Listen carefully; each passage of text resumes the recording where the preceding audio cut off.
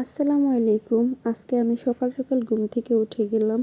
তো এখানে আমি কাজ শেষ করে মেহেরিমাকে নিয়ে স্কুল গিয়েছিলাম। তো যেহেতু মাহির সকালবেলা ঘুমায় থাকে, তাকে আমার নিয়ে যেতে কষ্ট হয়। তো সে ঘুমায় থাকে, আমি বাহির দিয়ে তালা মেরে রেখে যাই। তো আজকেও আমি সেম কাজই করছিলাম। তো আসলে সকালবেলা কেউ থাকে না, আমি ওকে নিয়েও যেতে পারি না বা কারো কাছে রেখেও যেতে পারি না। তো আমার বাধ্যতামূলক বাহির দিয়ে তালা মেরে যেতে হয়, কারণ আমি জানি সে ঘুম থেকে ওঠে না, একটু লেট করে ওঠে। তো এদিকে আমি আয়সা দেখি মাশাল্লাহ সে ঘুমায় ছিল।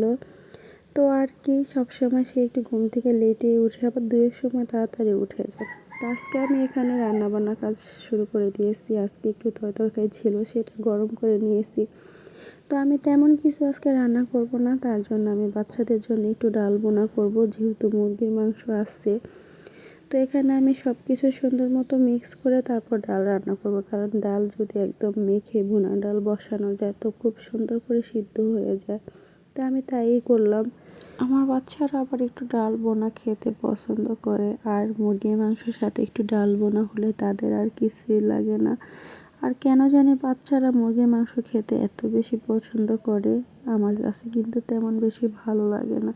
তো কি করব, যেহেতু বড় মেয়ে খেতে চায় না, তার জন্য একটু মুরগির মাংস সব সময় রান্না করতে হয়। দেখা যায় আমি অনেক সময় একটু বেশি রান্না করে ফ্রিজে রেখে দিই। তো এদিকে আমি পর্দা ধুয়ে পরিষ্কার করেছিলাম, তো এগুলো আমি লাগিয়ে নিলাম। আইসা দেখে আমার ডাল রান্না হয়ে গেছে, ডালটা সিদ্ধ হয়ে গেছে। তো আমি টমেটো দিতে ভুলে গেছিলাম, তো এখানে টমেটো দিয়ে দিলাম, আর সাথে ধনিয়া পাতাও দিয়ে দিলাম। তো আসলে এখন শীতের সিজনে ধনিয়া পাতা না দিলে আসলে টমেটো রান্নাটা আমার কাছে মনে হয় কি সুন্দর হয় না, আর মজাও হয় না খেতে। আসলে বাচ্চারা ধনিয়া পাতাও খেতে চায় না, কি যে একটা অবস্থা।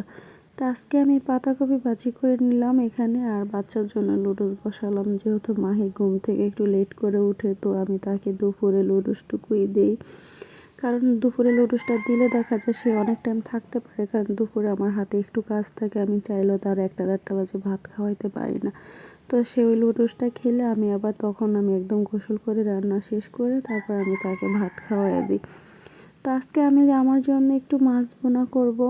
তো এখানে আমি টমেটোটা ভালো মতো কষিয়ে মশলা দিয়ে নেব, তারপর মাছটা ভাজি করে রেখেছিলাম, কারণ আমার কাছে মুরগি থেকে একটু মাছ ভুনা খেতেই ভালো লাগে। তো বাসায় যেমন মানুষ তেমন বেশি নেই, তাই অল্প অল্প করে রান্না করি। তো এখন আমি মাছটা দিয়ে দেব। তারপরে দেখো মাছ সুন্দর মতো টমেটো ধনেপাতা সব কিছু দিয়ে, কারণ আমি তেমন বেশি ঝোল দেব না, কারণ মাছটা খুব ভালো করে ভাজি করে নিয়েছি, আর আমার কাছে একটু কড়া মাছ খেতে খুবই ভালো।